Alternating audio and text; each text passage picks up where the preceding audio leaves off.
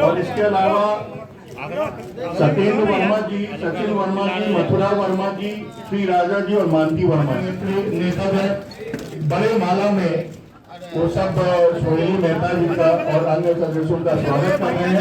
एक बार जोरदार तालियों की गड़गड़ाहट से देख रहे हैं। मैं हूँ आपके साथ वंदना। अभी हमारे साथ बात करने के लिए सोहेली मेहता जी, क्या कारण रहा जदयू छोड़ने का? मैंने कहा कि पार्टी गिरोह की हो गई थी, एक गैंग के तरह लोग काम कर रहे थे, जो शीर्ष नेतृत्व है पार्टी का, और घुटन हो रही थी, इसलिए मैंने पार्टी को छोड़ा। लेकिन आप तो बहुत करीब नीतीश कुमार और जदयू के थे, फिर आखिर कौन सी ऐसी बात है निश्चित रूप से आदरणीय नीतीश कुमार जी को ही नेता मानकर हम उस पार्टी में गए थे, लेकिन अब उनकी भी पार्टी में नहीं चलती है, इसलिए अब किस पर भरोसा किया जाए, इसी असुरक्षा की भावना से पार्टी को छोड़ा। पार्टी ने तो आपको प्रवक्ता भी बनाया।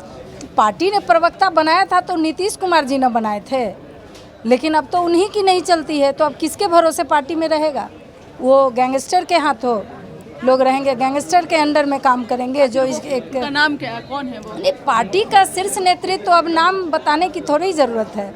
राष्ट्रीय स्तर पर भी जान रहे हैं, प्रदेश स्तर पर भी जान रहे हैं सब लोग। तो आप भी तो उसी समाज से थी, तो फिर भी आपको वहाँ पे नहीं, क्योंकि नहीं, निश्चित रूप से लव और कुछ समाज के आधार पर खड़ी होने वाली पार्टी और अब पूरी तरह से धोखा दे रही है।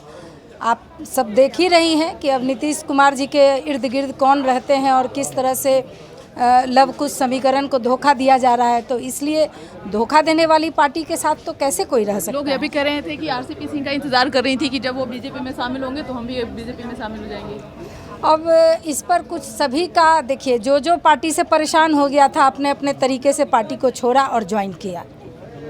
इसमें इस तरह से ऐसी कोई बात नहीं है, सभी के अपने अपने निर्णय होते हैं। सभी लोकतांत्रिक चीज़ों को पसंद करते हैं, लोकतांत्रिक विचारधारा को पसंद करते हैं, इसलिए हम सब भी भारतीय जनता पार्टी में आए हैं, क्योंकि ये संगठन की पार्टी है और कार्यकर्ताओं की पार्टी है, ये लोकतांत्रिक रूप से काम करती है पार्टी, इसलिए उस पार्टी को छोड़कर यहाँ आरोप लगा रही कि आप आरसीपी गुट के थे, इसीलिए आप आरसीपी नहीं। तो जनता दल यूनाइटेड में जितने भी लोग हैं उनसे पूछ लीजिए कि कौन आरसीपी गुट के नहीं थे।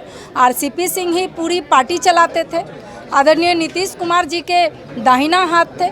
अब बाद में क्या हुआ इन लोगों में नहीं हुआ, इससे कार्यकर्ता को क्या मतलब होता है।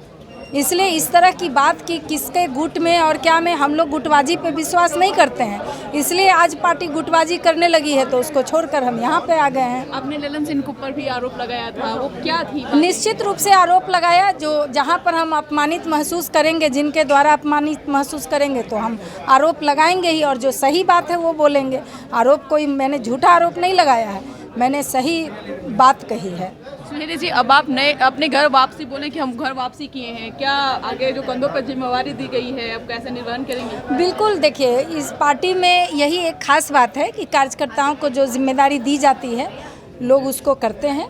और मैं जब यहाँ जब पार्टी में थी तो पार्टी के ही निर्देशन पर हम एनडीए से चुनाव लड़े थे, इसलिए ये पार्टी मेरे लिए कोई नया नहीं है और मैं इसके सभी नियम और कानून को जानती हूँ, सभी ये फैमिलियर हैं हम पहले से यहाँ, इसलिए हमें इस पार्टी में कोई किसी तरह की कोई दिक्कत नहीं होगी। लेकिन नीतीश कुमार महिला सशक्तिकरण की बात करते रहे हैं, महिलाओं को तो महिला सशक्तिकरण किस बात का? सिर्फ वोट के लिए?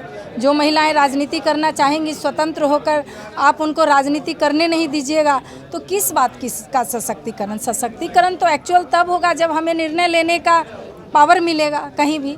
सशक्तिकरण का ये मतलब नहीं होता है कि आप उठाकर 50,000 रुपया दे दीजिए तो महिलाएं सशक्त हो जाएंगी। उसमें हमें निर्णय लेने लायक बनना होगा, तभी हम सशक्त हो सकते हैं। ये निर्णय आपका सोच समझ कर लीजिए। बिल्कुल, सोच समझ कर। बहुत बहुत शुक्रिया। तो आप सुने थे कि क्या कुछ कहना था सोहेली मेहता जी का। इस खबर बस इतना ही। अब तक हमारे चैनल को आप सब्सक्राइब नहीं किए तो कर लीजिए। धन्यवाद।